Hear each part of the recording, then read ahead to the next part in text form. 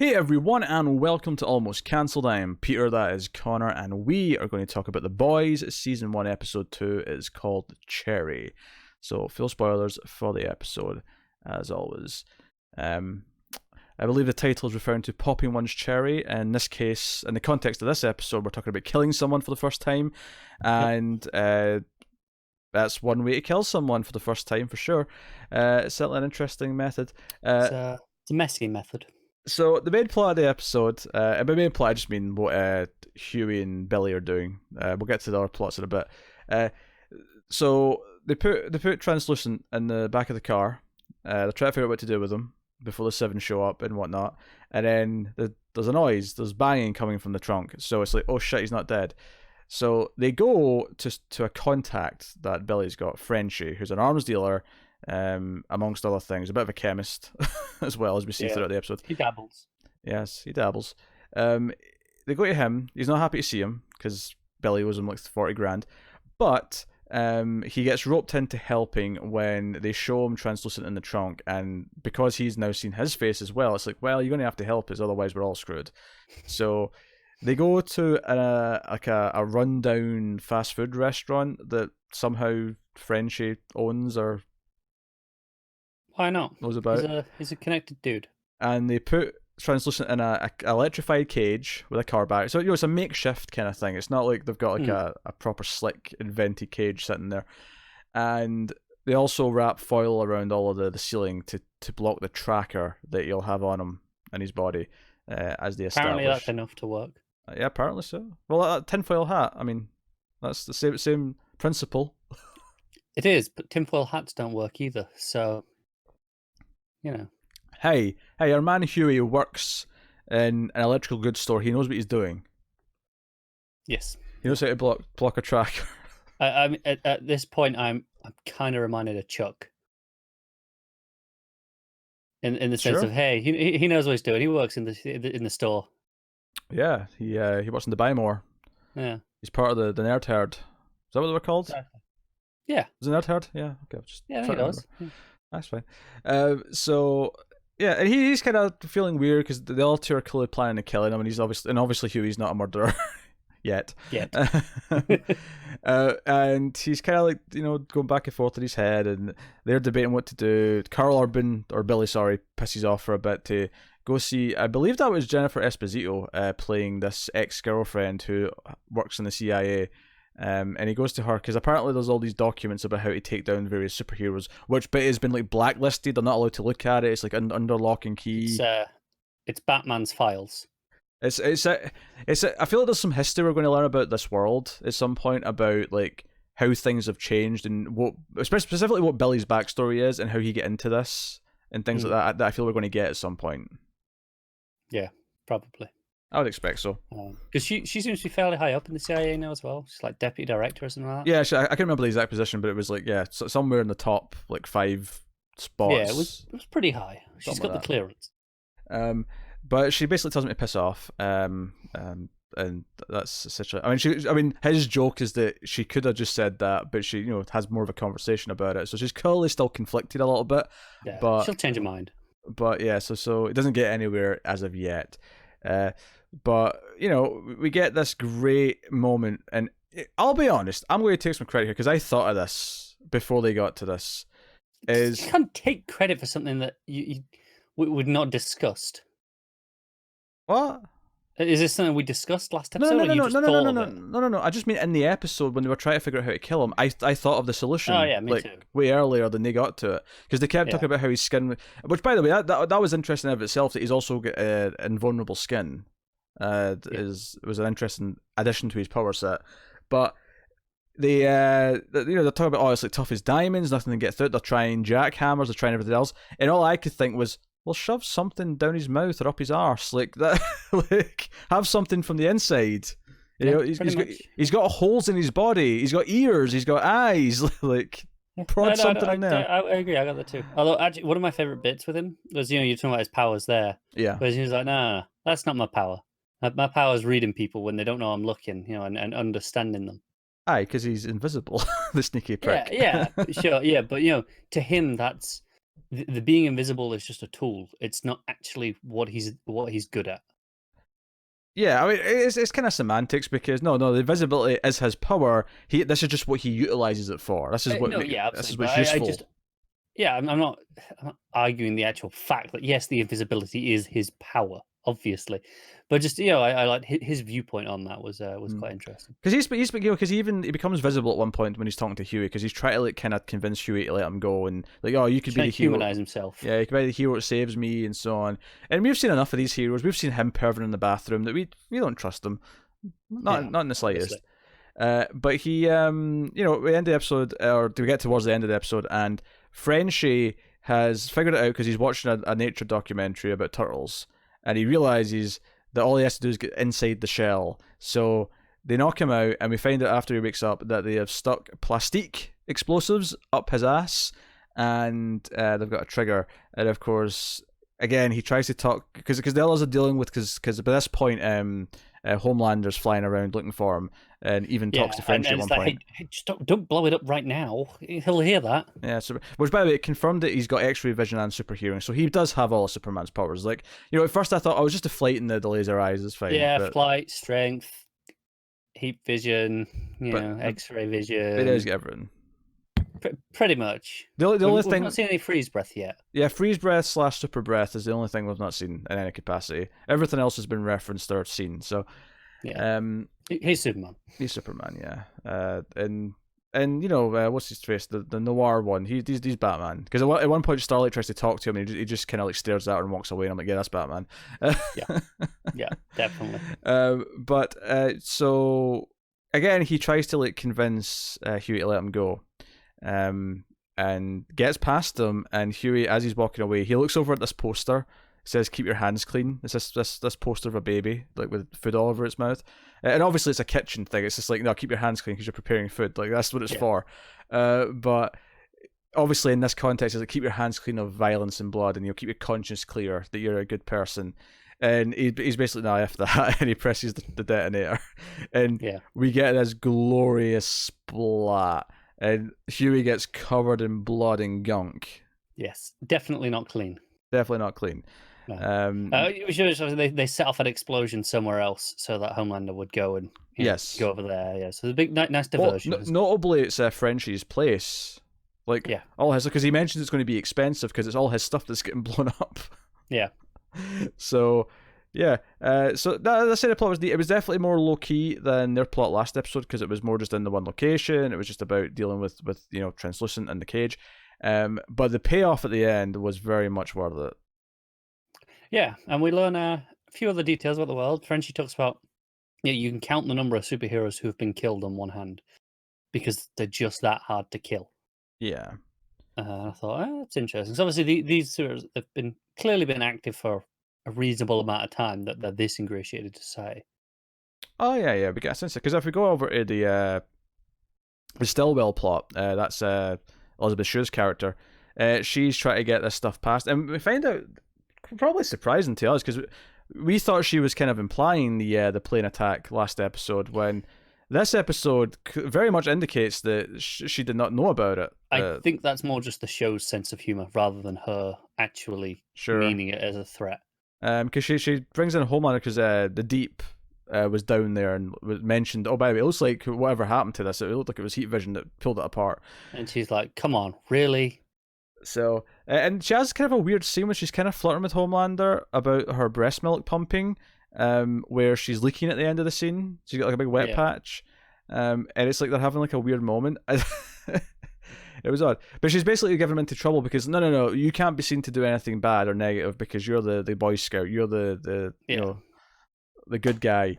We have to maintain that at all costs. So and he's like, but he was blackmailing you, and she's like, yeah, I know, but I had it covered.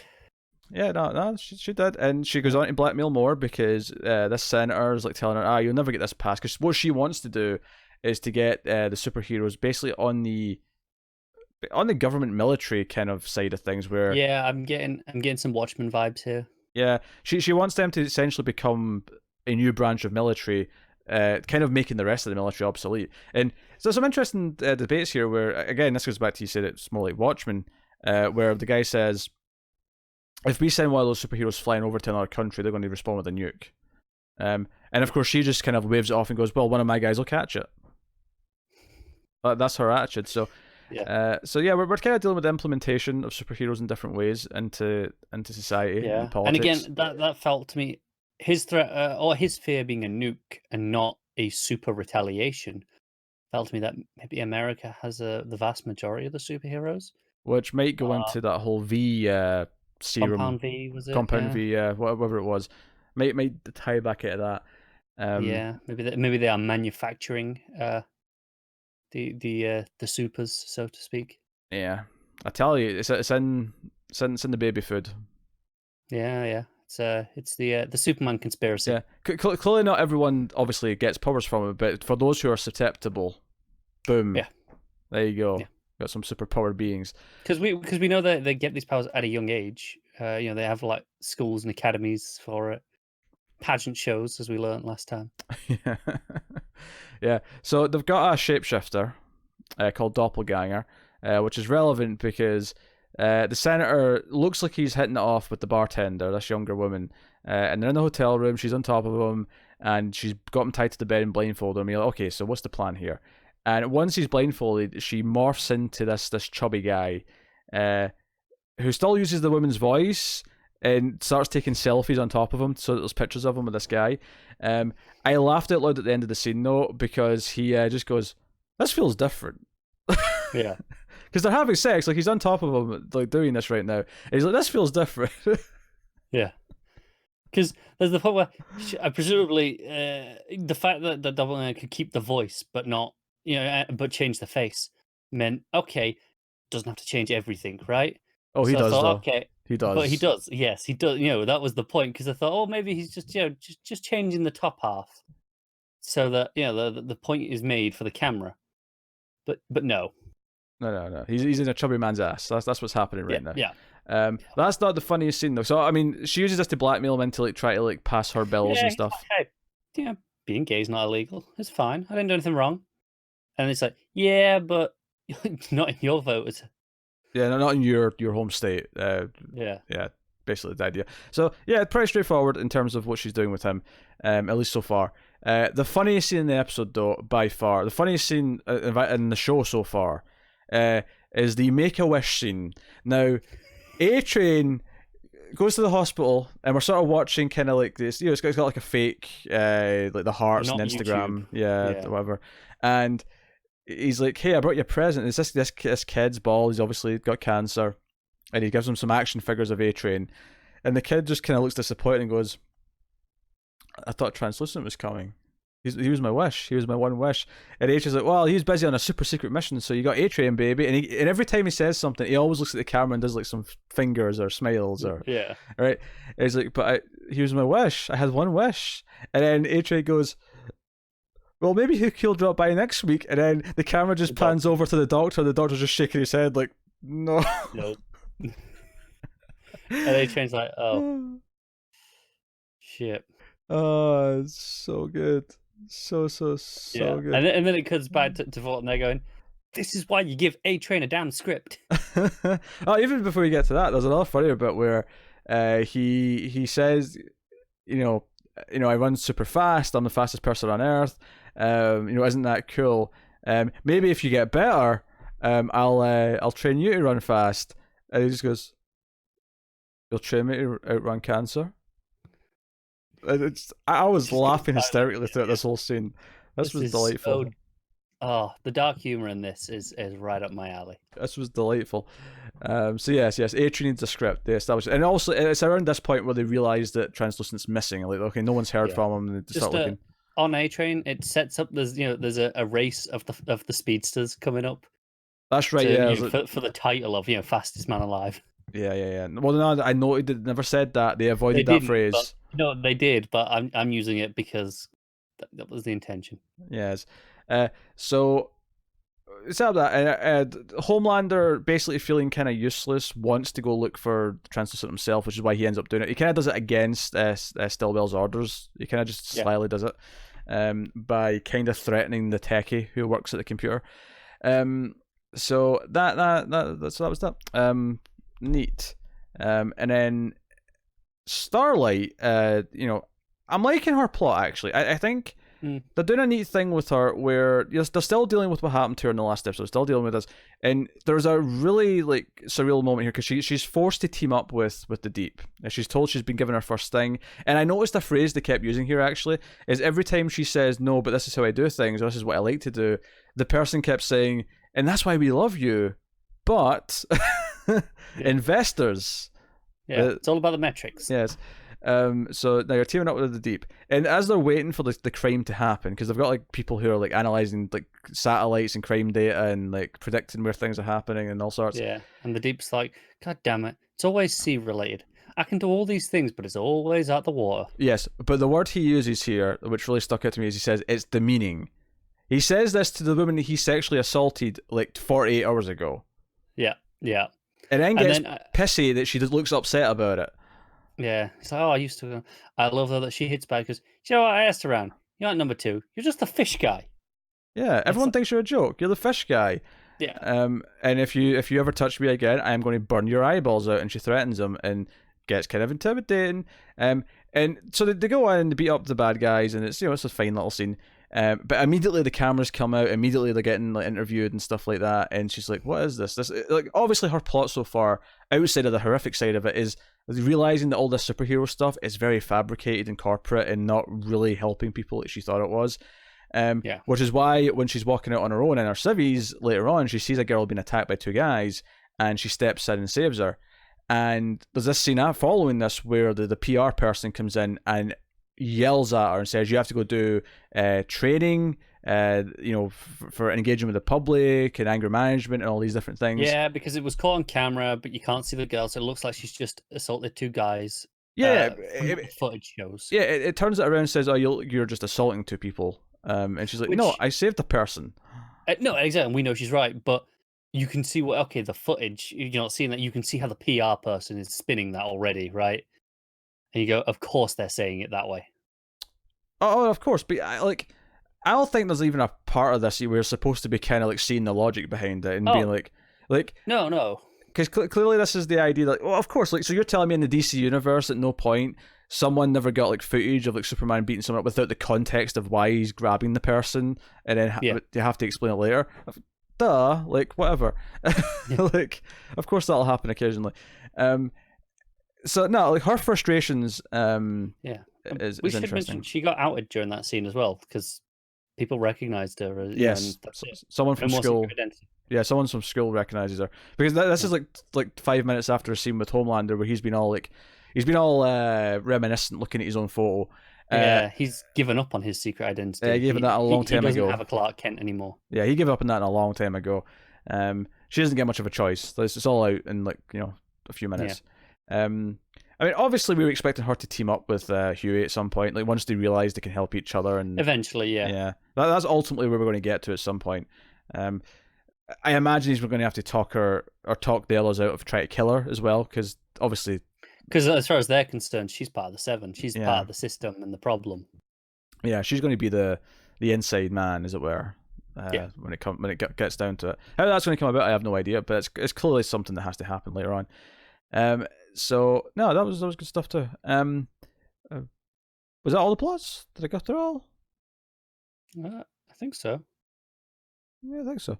I just want to mention as well. Last episode here, we couldn't remember what city the mayor was from. Baltimore, yeah. Because I saw it and I went, of course, should have remembered that given the events of this week. What events this week? Some Trump comments relating to Baltimore. Okay. So no, that was a solid episode. I didn't like it as much as the first one. I think the first one was more dense. However, I love where this one ended with the pop. I loved. I'm really liking Starlight scenes, and I'm really loving that Make-A-Wish scene. So the humor's still on point. Yeah, and it's not uncommon for the second episode to be noticeably weaker than the first in most shows. Yeah, well, it has the episode 2 thing. It feels like it just slows down a little bit compared to the hype you've got from the first episode. Yeah, first episode, they always come in swinging, get your attention, make sure you come back for more. Episode 2 tends to slow down, and episode 3 can probably have a very similar pace to 2, but you don't feel it as much because it doesn't feel like you're coming down from it. Yeah. So and I think it's interesting what they're doing with Homelander. This idea that he's frustrated, he has to have this good guy image all the time. The idea that the Deep is angry, that he's always been the Aqua guy. The that like the idea that they're all sick of what they're supposed to be. Except Daytrain, who's loving it. Apparently, yes. And we find out that he was running from another superhero he's having an affair with, or something to that effect. Yeah. So they've got an avenue to investigate. They're going to go check this out, presumably next episode. Maybe after they wipe down Huey. Get out the hose. And clean him up. Yeah. Burn it all. Just burn those clothes. So no, solid episode 2. If this is the base level quality that we can expect, I'm still pretty hyped on this show, and intrigued is where we're going. So, and to his credit, it was a full hour long. It didn't feel like it dragged, but in any way, I don't think. No. As much as we said it slowed down, I didn't feel the pacing in that sense. No, and I think it's neatly established what its A, B, and C plots are going to be typically throughout the season. Obviously, it'll probably shake it up occasionally. Yeah, I can see Starlight and Huey either or being the A or B depending on the episode. Yeah, and then you've got the Stillwell stuff kind of as the backup plot from the villain perspective, if you will. So no, very intrigued as to where we're going. So that is episode 2 of The Boys. Let us know what you thought of this one in the comments below. You can like and subscribe, all that stuff. Get us on the Twitters at mailed_fuzz for channel updates. If you want to support the show, you can head over to patreon.com/mailedfuzztv, where you can support us for as little as $1 per month. You get some bonuses and exclusives for that $1. Obviously, there's higher tiers as well. You can, of course, vote in certain movie review shows that we do. You can sponsor certain shows and things like that at the higher tiers. So go have a look, see if anything tickles your fancy. Otherwise, check out other content we're doing. We're still working through very slowly Too Old to Die Young from Amazon, a bunch of Netflix shows coming soon that we're reviewing, and of course we do classic Star Trek reviews every week as well as Twilight Zone, so maybe you'll be interested in some of that stuff. Otherwise, that is us. So thank you once again for watching or listening. We always appreciate it. Keep watching TV, guys. Have you got any vanilla?